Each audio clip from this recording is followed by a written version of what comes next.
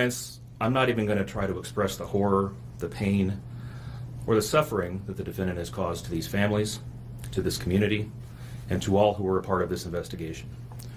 However, I do want to spend a few minutes sharing with the court the details of the crime, as so far you've only had an opportunity to review the affidavit and a few facts here and there that have been offered to the court in the motions and pleadings that have been filed.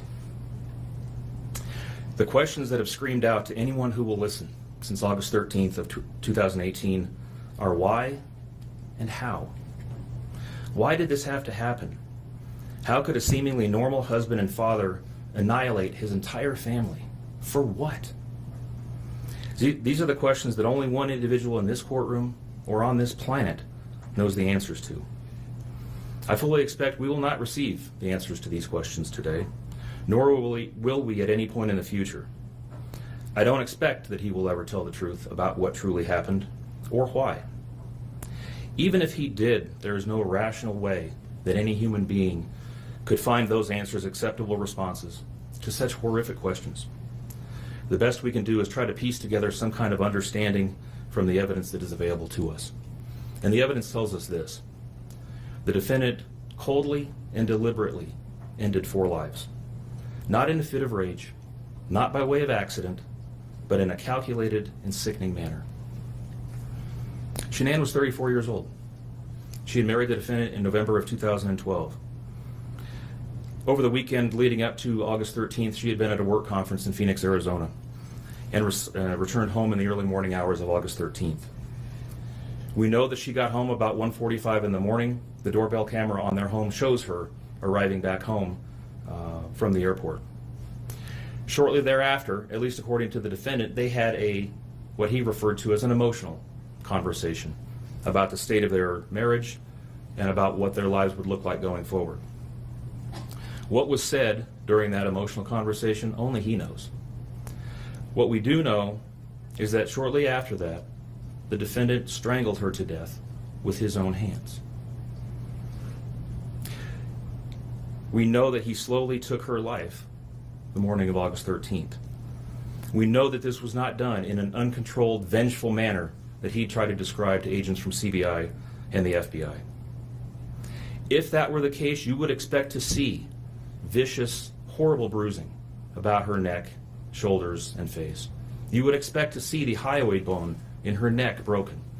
You would expect to see some kind of defensive wounds on his body as she struggled and fought for her own life. The night sky above Frederick, Colorado, was deceptively calm on August 13, 2018, pink and gold dusk fading into the quiet fields that ring this suburban town. Inside a modest house at 2825 Saratoga Trail, a family's life was about to be shattered. At first glance, it appeared like a routine disappearance. A pregnant wife, 2 young daughters, a husband at work, and no sign of a struggle. But by morning, the worst fear had taken shape. A man who had pleaded for his family's return would soon confess to killing them. The woman he once called his partner, the girls he claimed were his reason for living, they would all become victims in the darkest of ways. When investigators arrived at the house, they found Shanann's purse and car keys untouched, her wedding ring still on the bed. The garage door was closed, her vehicle inside, and a chilling hush permeated the scene of someone's worst nightmare. Within hours, the narrative shifted from missing family to horrific crime scene. The man who said, "My kids are my life," would soon tell a very different story. Imagine a father holding his 4-year-old daughter in his arms just days earlier, then driving her body in his truck under the cover of darkness. Imagine a mother, 15 weeks pregnant, a belly blossoming with hope, wrapped in death in a shallow grave behind an oil field at the hands of the man she loved. The sun rose on August 14th with the staggering realization that normal life had ended for the Shanann Watts and her daughters, Bella Marie Watts and Celeste Catherine Cece Watts. And standing at the center of this horror, Christopher Lee Chris Watts, the husband, the father, once the smiling family man in photographs, now the orchestrator of a massacre so incomprehensible it shook the world. In the sunlit suburbs of Frederick, Colorado, the Watts family looked like the embodiment of the American dream. Their 2-story home stood among rows of nearly identical houses, each manicured and bright. Shanann Catherine Watts was 34 years old, energetic, charismatic, and devoted. She was a woman who fought through illness and hardship with a smile that could light up a room. Diagnosed with lupus years earlier, she had learned resilience the hard way, but she never allowed it to define her. Instead, she poured her energy into building a life worth showing the world. Her social media pages told the story of a woman who was proud of her marriage, her daughters, her home, and her growing career with Thrive, a health and wellness company. Her feed was full of laughter, family trips, and loving captions dedicated to her husband, Chris Watts. Every photo looked like a snapshot of domestic bliss. Two little girls with wide grins and pink bows, a happy wife, and a gentle, quiet man by her side. To anyone scrolling past, it was picture perfect. Chris was 33, an oil field operator at Anadarko Petroleum.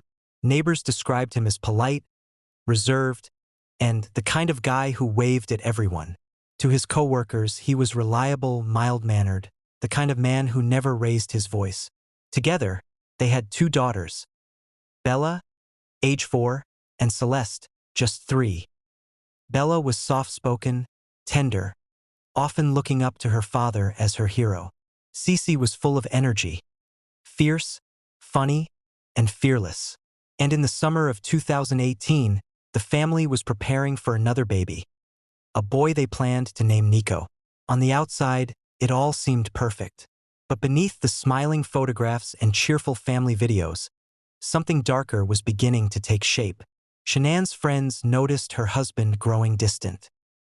He had lost weight, started working out obsessively, and seemed to avoid his wife's affectionate posts online. What had once been tender messages of love were now met with silence. While Shanann was away visiting family in North Carolina that summer, she sent texts to her closest friends describing her growing fears that her husband was pulling away. She confided that he seemed colder, detached, that something felt wrong, but she couldn't quite put her finger on it. She was pregnant, hopeful, and desperate to fix whatever had gone wrong. She loved him, even when his love seemed to be fading. Chris, meanwhile, had begun living a double life. He was having an affair with a coworker, Nicole Kessinger, a relationship that began with harmless flirtation and quickly spiraled into something consuming. Nicole later said she believed Chris was in the middle of a separation, that his marriage was ending, a story he told her repeatedly. Behind the walls of the Watts home, however, Shanann was planning for a future that would never come. They had baby names picked out, nursery colors chosen, a life ahead that seemed certain. But for Chris, that certainty had turned into suffocation. What began as quiet resentment grew into something darker, an obsession with a new life, a life without his family. Every photo, every Facebook post, every smiling moment would soon become haunting evidence of a reality that was never real. The house at 2825 Saratoga Trail wasn't a home anymore. It was a stage, and behind the scenes, the performance was collapsing. It began quietly, a change in tone, a distance that couldn't be explained away. In the final weeks before the murders, the walls of the Watts home hid a growing tension that only Shanann seemed to notice. To everyone else, they still looked like a model family. But to those who spoke to her privately, the truth was beginning to unravel. When Shanann returned from her 6-week trip to North Carolina with her daughters that summer, she could feel it. Something in Chris had shifted. His eyes no longer lingered on her. His embrace felt foreign. She described to friends how he refused to touch her, how his phone was now constantly face down, locked, and guarded. She told her best friend, "I don't know who he is anymore," but she tried to rationalize it. Maybe it was stress. Maybe it was the pregnancy. Maybe he just needed space. After all, Chris was the quiet one, the calm, steady husband who rarely argued. Shanann was used to being the outspoken one, the emotional one, the planner. She didn't realize that behind that calm exterior, Chris was building a fantasy life, one that didn't include her or their daughters. He was seeing Nicole Kessinger almost daily now. Texts, secret meetups, hotel rooms, and weekend outings that Shanann never knew about. Nickel later admitted that Chris told her he was in the process of finalizing a divorce. He painted himself as a victim of a failing marriage, trapped, misunderstood, ready for a new beginning. While Shanann was texting, "I love you," and sharing ultrasound photos, Chris was searching online for relationship advice for a man leaving his wife. He looked up vacation spots for couples, planned dates, and spent evenings whispering sweet promises to another woman while his pregnant wife lay awake, wondering what she'd done wrong. The warning signs were there, but they were subtle. A husband losing weight, working out obsessively, suddenly caring about his appearance. All of it seemed harmless at first. But it wasn't just about fitness, it was about transformation. Chris wasn't just changing his body, he was trying to shed his life. When Shanann noticed the emotional distance, she tried to bridge it. She arranged a gender reveal party, bought gifts, sent him loving videos. But when she reached out, he recoiled. When she expressed fear, he grew colder. She even wrote him a heartfelt letter before a business trip to Arizona, telling him she missed the man she fell in love with. He never replied. Friends began to see the panic in her messages. She told them Chris wasn't himself, that she could sense something was deeply wrong. Still, she refused to believe he could ever hurt her. He was a good father. He loved their girls. He was loyal, or at least that's what she had always believed. But on August 12, 2018, her last full day alive, Shanann told a friend she felt uneasy. "Something's off," she said. She planned to confront him when she returned home that night. She wanted answers. Meanwhile, Chris had already made up his mind. He'd spent the weekend with Nickel. He'd told her he was ready for a new life, and he'd gone so far as to look up how long it takes for someone to disappear. The red flags were no longer warnings. They were the final countdown. Behind that suburban front door, a storm was gathering. A man torn between fantasy and reality. A woman clinging to hope. Two children fast asleep, unaware that their father's love had already curdled into something unrecognizable.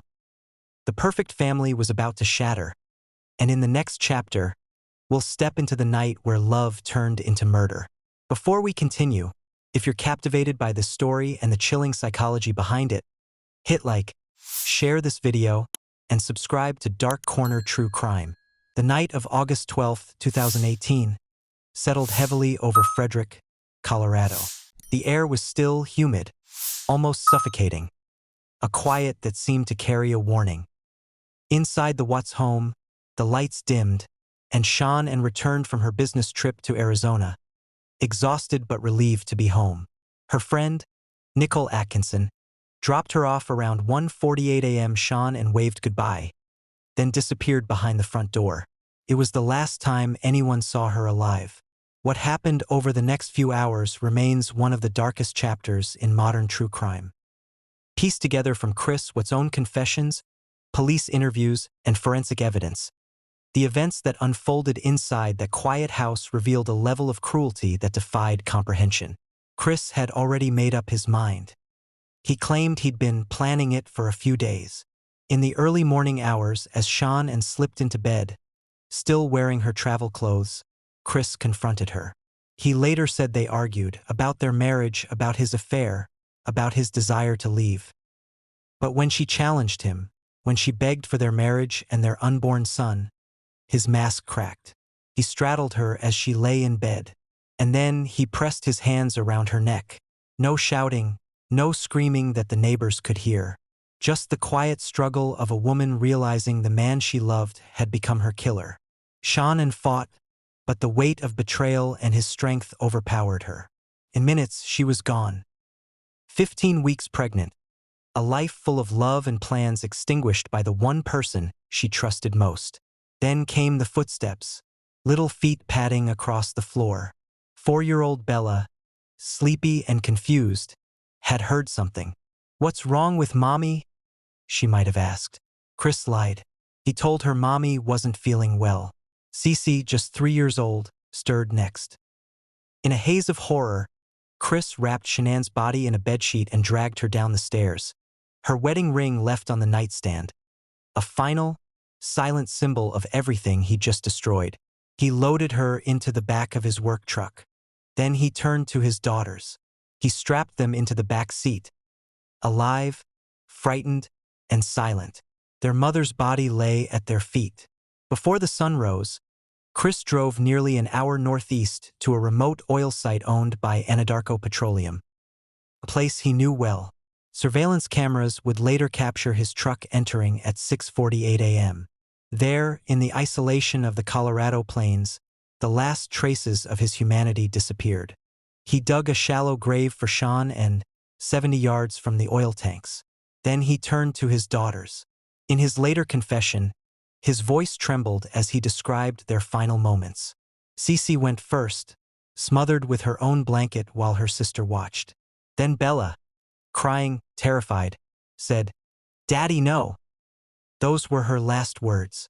Chris placed their small bodies into separate oil tanks, the crude petroleum concealing their remains for days. The heat, the darkness, the silence, all swallowed the innocence that once defined their lives. He covered the grave, cleaned himself, and drove away as if nothing had happened. By 7:30 a.m., he was on the road home, messaging his coworkers, checking his phone, and pretending his life was normal. When Shanann's friend Nicole arrived later that morning to drop off her car seat, she sensed something was wrong. Shanann wasn't answering calls or texts. Her purse, shoes, phone, all inside. Chris arrived home hours later, calm, collected, detached. He said he didn't know where they were. He even invited the police inside, acting like a worried husband. But as officers searched the rooms, the bedsheets were missing. The home smelled of cleaning chemicals, and Chris's story began to crumble. That night, he went to sleep in the same house where he had killed his family. The next morning, he returned to work, driving past the field where his wife and daughters lay buried. The world would soon discover the horror of what he had done. But for now, Chris Watts was still pretending, the killer who slept next to his victim's grave. Morning light spilled across the suburban streets of Frederick, Colorado, on August 13, 2018, the day after the murders. To the neighbors, it was just another Monday. But for Chris Watts, it was the beginning of a performance he thought he could control. By dawn, Shanann's friend Nicole Atkinson had already begun to worry. Is there a key code, Sandy, to open the garage from the outside? What is it? His mom's gonna get it. Okay. This is her parents. Alright, what's the key code of the garage? Shanny's house. The cops are there. Well, I can't go in, but if they allow you to go in, I have to have the property owner's permission to enter. Something's going on. Okay. Well, he's the property So owner. Chris told me Shannon was at her girlfriend's house. Do we know who that is? Do we know who? Or phone number? He didn't say. When did he tell you that? He needs Chris is acting funny. I don't get it. What did he say? He told me that Shanann didn't take the girls to school this morning because she was going to go on a play date, but her car's here. And then he told Abby that Shanann left the same night.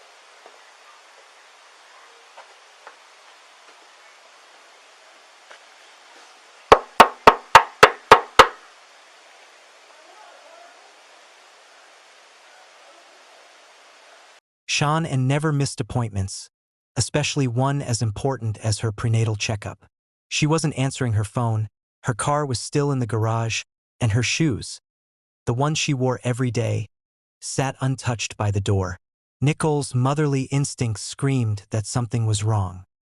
At 1:40 p.m., Nicole called the police for a welfare check. When officers arrived, the door was locked, but Shanann's car and purse were inside. Nicole insisted something terrible had happened. She called Chris, urging him to come home. When he did, he looked strangely calm, too calm. He greeted the officers with forced concern, saying he had no idea where his wife and kids had gone. He mentioned they had an emotional conversation that morning, but claimed Shanann and left with the girls and never came back. Body cam footage captured every detail. Chris standing awkwardly, hands on his head, breathing shallow, eyes darting between officers. He looked like a man trying desperately to act normal. But the mask was slipping. As the police searched the house, something felt off. Shanann's phone was found on the couch, an item she never left behind. Her wedding ring lay on the nightstand. Her medication was still in the cabinet. Nothing suggested a voluntary disappearance. When Chris awkwardly suggested that Shanann might have run off, it only deepened the suspicion. That evening, news broke that a pregnant mother and her 2 daughters were missing. Cameras rolled, and there was Chris Watts, standing in his driveway pleading to the media. His voice was calm, even gentle as he said, "If you're out there, come back. The house isn't the same without you." The world watched a man begging for his family's return, not realizing he already knew exactly where they were. Behind the scenes, investigators were already skeptical. Detectives noticed how detached he seemed, how quickly he volunteered information that didn't make sense. They also had a crucial lead: security footage from the neighbor's surveillance camera across the street. When they played the footage, Chris's world began to crack. The camera showed his truck backing into the driveway early that morning, for several minutes, the same time he claimed to have left for work. He appeared to be loading something large into the back. His neighbor, who knew Chris well, immediately sensed something was wrong. "He's not acting right," the neighbor whispered to the officer after Chris left. "He's never that talkative." Detectives began building their case. They tracked Chris's movements, his digital activity, and his lies. Phone records showed secret messages with Nicole Kessinger, his mistress, just hours before and after the murders. He deleted messages, cleared browser history, and pretended to be the grieving husband. But the evidence kept stacking up. 2 days later, investigators brought him in for questioning. In the stark, fluorescent-lit interrogation room, Chris's composure began to crumble. Detectives noticed his shallow breathing, his inability to maintain eye contact. When asked to take a polygraph test, he agreed, confident in his lies. But the results were devastating. He failed miserably. When confronted, Chris tried to shift the blame. He claimed he'd seen Shanann hurting the girls and that he killed her in a moment of rage. A desperate, false story to soften the truth. It didn't work. Detectives knew he was lying. The timeline, the evidence, the science all contradicted him. Under the crushing weight of the investigation, his story unraveled completely. He finally confessed, not out of guilt, but because there was no other way out. He told them where to find the bodies. On August 16, 2018, police found Shanann's shallow grave in the barren oil field. Nearby, the bodies of Bella and Cece were recovered from separate oil tanks, their small forms submerged in darkness. The discovery stunned the nation. Chris Watts was arrested that same day, his mask of innocence shattered forever. The cover-up was over. The lies were finished, and the world now saw the truth. A man who murdered his pregnant wife and 2 daughters, then went to work as if nothing had happened. Before we move on to the haunting courtroom revelations, take a second to like this video, subscribe, and turn on notifications so you never miss the next chilling chapter of Dark Corner True Crime. Because next, we step into the courtroom, where justice faced the man who thought he could bury his sins beneath the oil fields. Do you believe that a person capable of such evil can ever truly show remorse? When the full truth finally surfaced, it was almost too horrific to believe. The man who had smiled on camera, who had spoken about his missing family with calm precision, had murdered them in cold blood.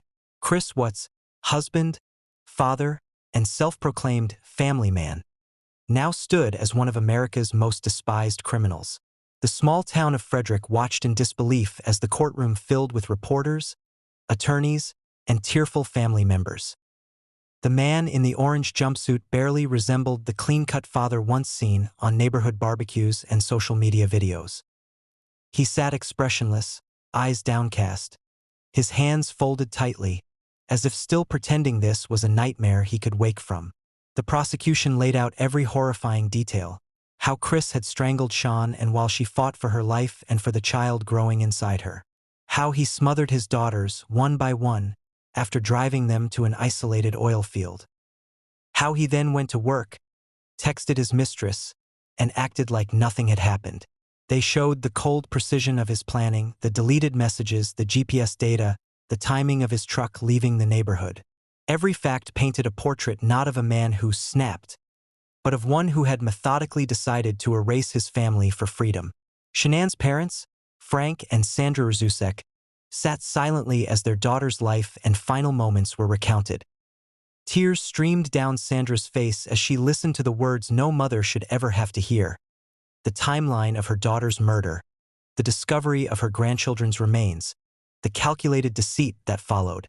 Chris's defense attorneys offered no excuses. They didn't claim insanity, nor did they challenge the evidence.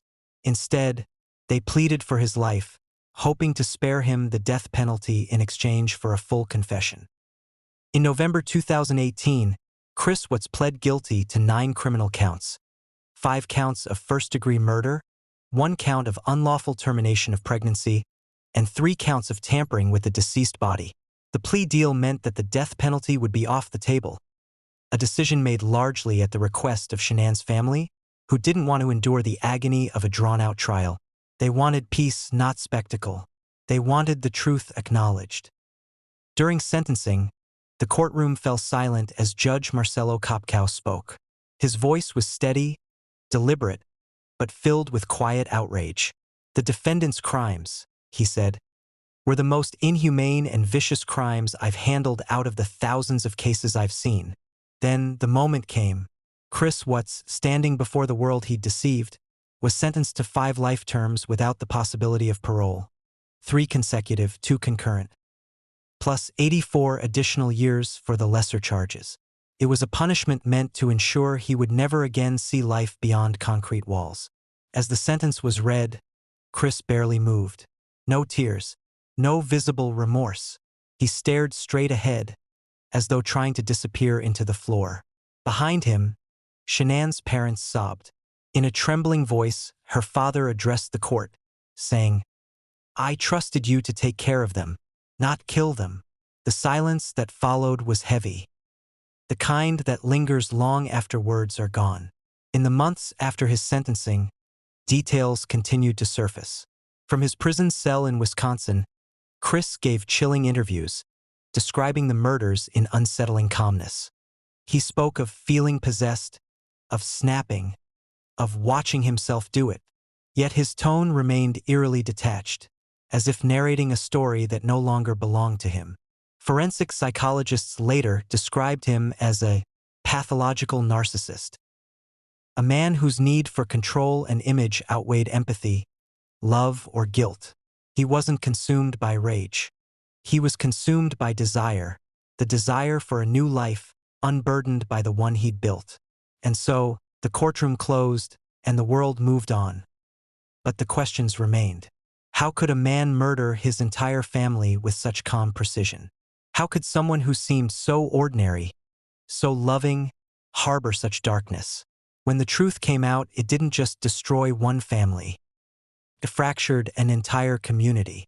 Frederick, Colorado, was a quiet town where people left their doors unlocked, where neighbors waved across driveways, where tragedy felt like something that only happened elsewhere. But after August 2018, the Watts name became a wound that would never heal. In the days following Chris's confession, the once bustling neighborhood at Saratoga Trail turned eerily silent. The bright blue house, where laughter and children's giggles once filled the air, was now wrapped in crime scene tape. Neighbors stood on the sidewalks, eyes wide, shaking their heads in disbelief. They had watched Chris play with his girls in the yard, watched Shanann and record her cheerful videos on the porch. None of it made sense. For Shanann's parents, Frank and Sandra Rzusek, the grief was all-consuming. They had lost their daughter, their grandchildren, and even the unborn child they had already begun to love. In interviews, they described how they struggled to sleep, haunted by the images of what Chris had done. Sandra said she still found herself looking at Shanann's Facebook page, the smiling videos, the I love yous, the family memories, all of it frozen in time, untouched by the horror that followed. Frank Rzusek would later say that forgiveness was something he couldn't imagine. He took everything, he said, every breath, every laugh, every heartbeat they had. And for what? Shanann's brother, Frankie Rzusek, became a quiet voice for justice on social media.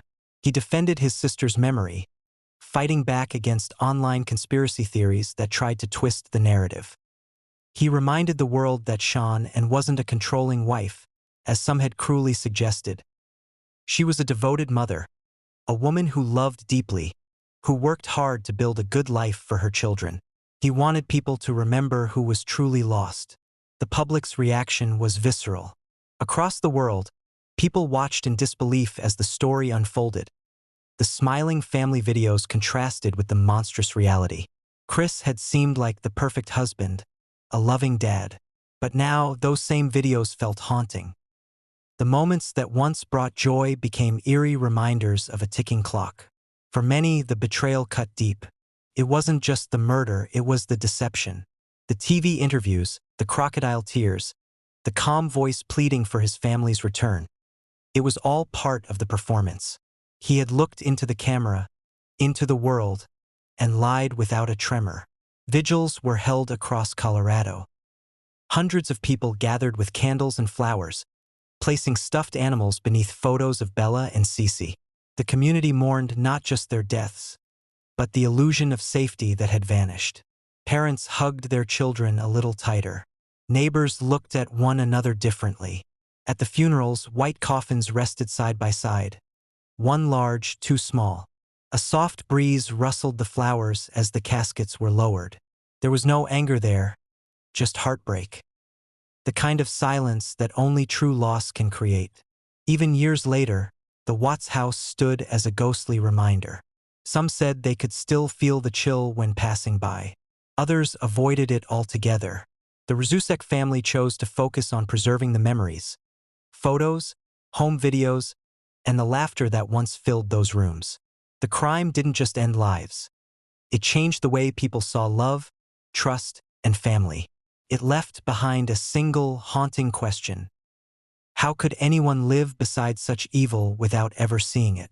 Time has passed since that August morning in 2018, but the horror of what happened inside the Watts home continues to echo. The case is closed, the sentences have been handed down, yet the haunting questions remain. Questions that pierce deeper than any courtroom verdict ever could. In the sterile stillness of a Wisconsin prison cell, Chris Watts now spends his days in silence. No cameras, no interviews, no family waiting on the other side of the glass. Just a man alone with his thoughts, the same thoughts that led him to erase everything he once claimed to love. Reports say he reads the Bible, writes letters, and occasionally speaks of remorse. But even those words, written in tidy handwriting, feel empty. The world no longer listens to his apologies. Meanwhile, the memory of Shanann and Bella, Cece, and unborn baby Nico lives on. Their faces, once smiling from family photos, have become symbols of a tragedy that still grips the public conscience. Shanann's videos, once posted with love and optimism, are now preserved by friends and family as digital memorials, windows into a world before the darkness came. Her laughter, the girl's giggles, the glow in her eyes, all reminders of lives that should have continued. The Rzusek family carries their grief quietly. They have spoken about forgiveness, but not in the way people imagine. To them, forgiveness isn't absolution, it's survival.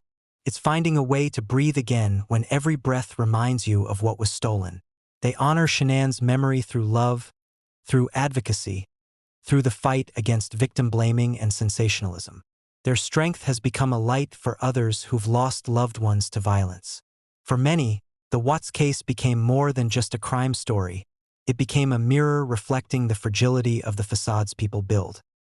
A reminder that evil doesn't always come with warning signs, that monsters can wear the face of the man next door, the father at the playground, the husband who says, "I love you," before turning off the lights. And that's what makes this story so chilling. It isn't a tale of strangers or distant danger. It's about the darkness that can exist within the ordinary, the kind that hides behind family photos and morning routines, waiting for the moment to surface. In the years since, the Watts home has stood empty, like a mausoleum of secrets. Grass grows tall around the mailbox, the paint fades, and the silence remains. Neighbors avoid looking at it for too long. Visitors stop, stare, and whisper, trying to comprehend how love could rot into such horror within those walls. The case has inspired documentaries, books, and endless discussions online. Yet no matter how much the story is retold, no one can fully explain it. Because what happened that night wasn't just murder. It was the annihilation of trust, innocence, and the illusion of safety. As we close this story, we're left not with answers, but with reflection. How well do we really know the people we love? What lies beneath the smiles we post, the lives we curate, the masks we wear? Sean and Bella, Cece, and baby Nico deserve to be remembered not for the way they died, but for the love they shared, the laughter, the warmth, and the light they brought to those around them.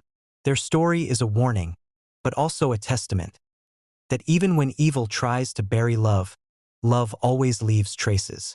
If this story has stayed with you, if it made you feel, question, or reflect, please like this video, subscribe to Dark Corner True Crime, and turn on notifications so you never miss the next case that peels back the darkness to reveal the truth. Share this episode to help keep their memory alive. Because the moment we stop remembering is the moment the shadows win. And I leave you with this question. Do you believe true evil is born, or do you believe it's made one choice at a time behind closed doors?